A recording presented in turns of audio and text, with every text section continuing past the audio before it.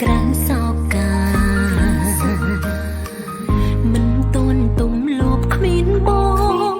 គួរបងរៀនចិត្តបែបណាបាត់បង់ស្នេហាមិនតន់ត្រៀមផងតើប្រើពេលវេលាប៉ុន្មានតែតើអាចភ្លេចពើចេញពីបេះដូងបើពេលនេះគ្រប់នាទីមកនៅគិតពីបងមិនដែលដាច់សោកតែត្រូវ